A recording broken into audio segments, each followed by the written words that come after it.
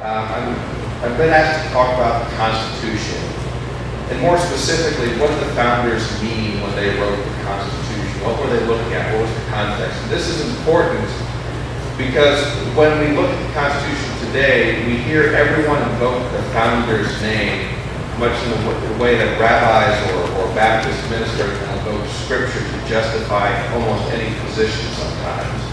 You've probably seen this where someone who knows the Bible very well can sort of as a parlor game quote the Bible to justify almost any position. And you see that a lot even in conservative circles, which is surprising since the conservatives are supposed to believe that the Constitution is a very limited document. And in fact, this shouldn't be surprising because when the Constitution was written, the founders really weren't all in agreement as to what the nation should be like, what did limited government mean. They all were kind of on the same page in terms of having a document that would secure liberty. That part was easy, but there's a reason why the Constitution in days past was referred to as the Great Compromise. There was a lot of wiggle room between what they thought there should be. A number of individuals, such as Alexander Hamilton, believed in a very strong federal government. Some actually advocated something of a monarchy-type government. Others, such as Thomas Jefferson, wanted a very small and limited government. And that's part of the reason we had Articles of Confederation that didn't last very long. It just wasn't strong enough. And that's part of the reason why this Constitution, and I left mine at home, so I bought this one for $1 at the table, is so small. And why it's so light is it doesn't have a whole lot of ideology built into it. It's partly because they all couldn't agree on anything. So they just put down the bits and pieces they could agree on and felt that was enough, that this was a great compromise. But you have to remember that this is over 200 years ago. We've largely forgotten a lot of times in terms of context of what they were trying to intend. I mean, a lot of people, for example, don't realize, well, actually, I take it back. Everyone in this room probably knows that the 17th Amendment didn't come into being until the 1900s and changed how we select senators and had a huge impact. Most people aren't aware of that. Most people aren't aware that we never said that Congress should only have 435 congressmen. That came later. Most of us have forgotten that when the Constitution was written, the Second Amendment was in place, people had privately owned warships, for crying out loud. We worry about automatic weapons. They were in a day when people had 12-gun sloops going out for privateering. I mean, things were very different. So what Brenda has asked me to come and talk to you about today is, what was it like back then? Why did they write the Constitution the way they did? Why did they mean that? More importantly, how can we get back to some of that? And no, I don't mean how can we all get a frigate or a destroyer on backyard docks, as cool as it may be, but how can we go back to the things that get our government back to the way it should be? A limited government, a government that is not telling us things like how big our toilet bowls should be or what kind of light bulb we should have in our house. That's kind of what we're looking at. And to go back to that, you need to go back to the 1700s, which most of you have a good idea of. TV is very good at portraying it. We have a reasonable idea of the general history, the tone, the times. If you go to Williamsburg, you can get a sense of it. But you have to remember that was a very interesting time because it was the first time in several hundred years where it was prosperous again. And I mean prosperous like we know it today, where people can have leisure time, do things like think about government, philosophy, watch TV, or mow their lawns. It was the same back then. Now granted, prosperity today is much different than back then, but this was the age of reason. This was a time where people could actually earn a living and spend time reading books and thinking about the bigger, more important things in life. And that was important because it allowed them to look around the world and take it in. And at that time it was important is because this was also a time that was not exactly peaceful in the world. It had just ended an era known as the Age of Religious Wars, at least that's what historians call it. And this was a time in which Europe, to a large extent, was racked by the kind of religious strife that we see in the Middle East today.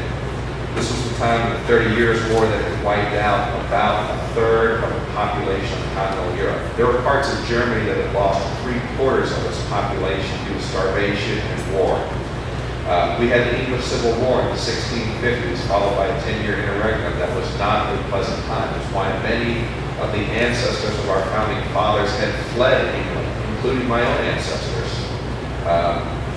This was a time when they noticed that Spain, which had formerly been a great power, had fallen, and largely because it was in many ways, a religious monarchy backed by the Catholic Church. The Inquisition had been in power for some time, been in power within 2 centuries. The Barbary pirates were operating heavily in the Mediterranean, and Italy, which used to be the great power of the Renaissance, couldn't protect its own coastline. The Barbary pirates took more Europeans into slavery in this era than we had African American slaves in the United States, by a factor of about 4 to 1, to put it in perspective.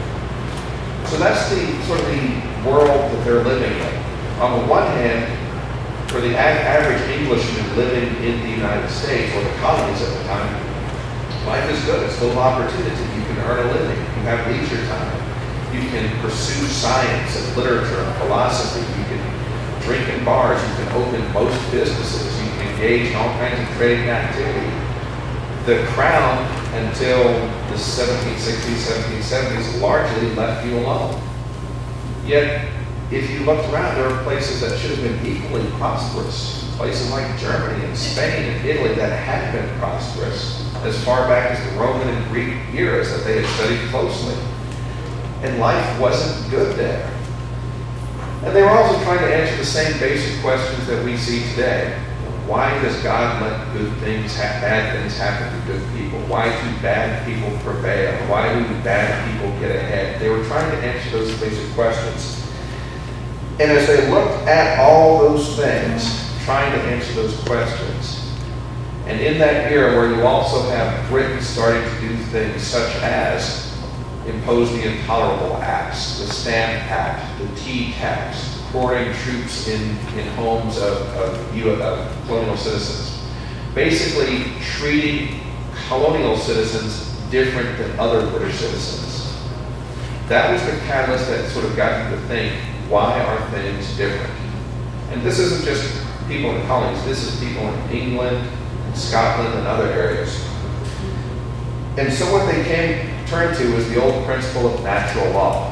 And we have several speakers who spoke about this very well, and I'll try and condense hundreds and hundreds of hours of lectures into about 30 seconds.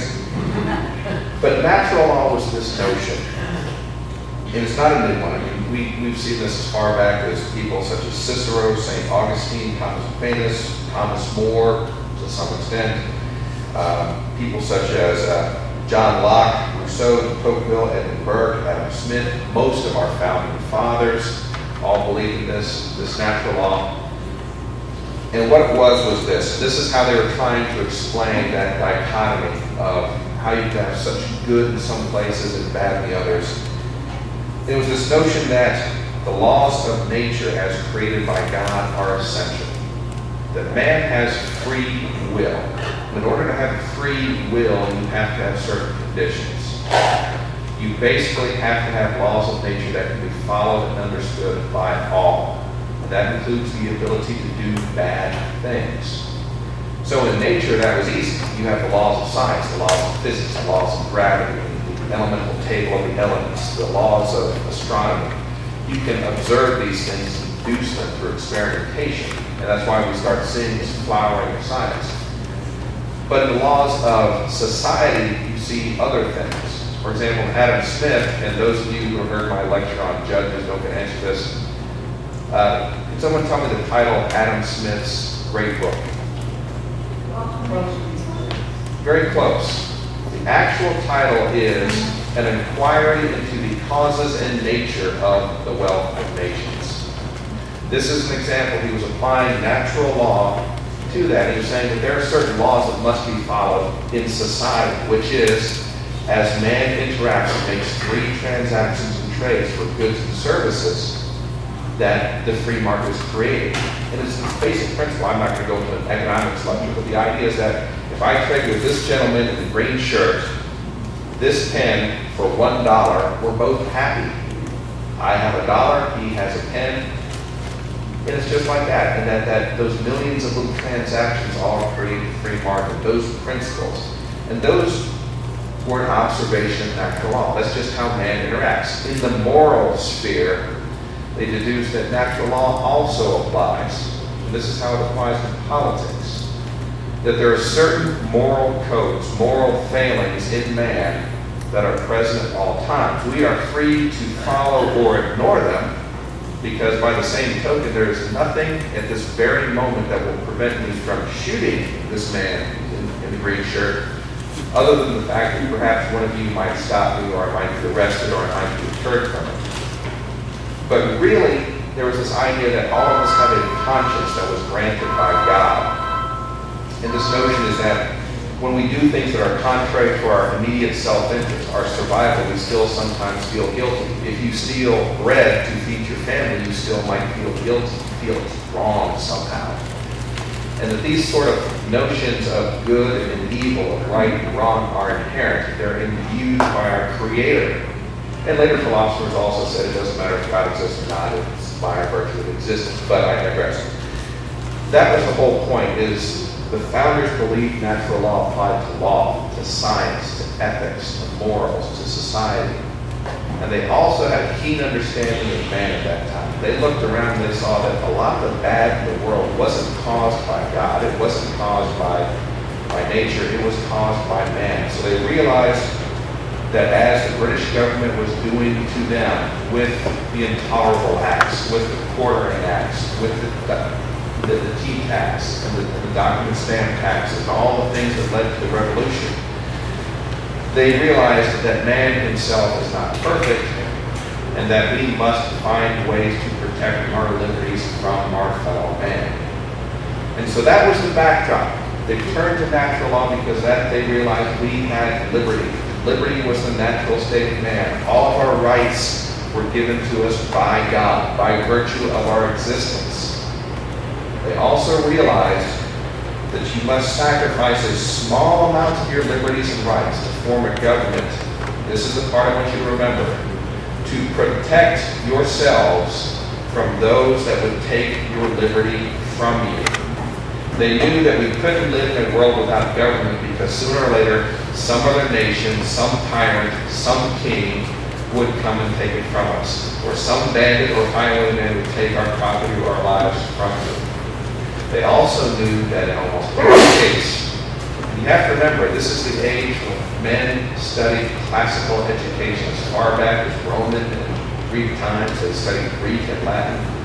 They knew that every society, every government they studied ultimately led to tyranny, and they feared the growth of government. So they were looking to build a system that would hopefully guard against that, and if it didn't, give us the ability to overthrow that government. And that's the background that guided them. That's the background that guided them through the Declaration of Independence. That's the background that guided them through the various attempts to reconcile with the king and the regime before the Declaration of Independence in the 1750s. That's what guided them through the Articles of Confederation, which was drafted and tried because they wanted the least intrusive form of government. And that's what led to the Constitutional Convention when they realized that the Articles of Confederation as a form of government simply was not sufficient, simply wasn't effective.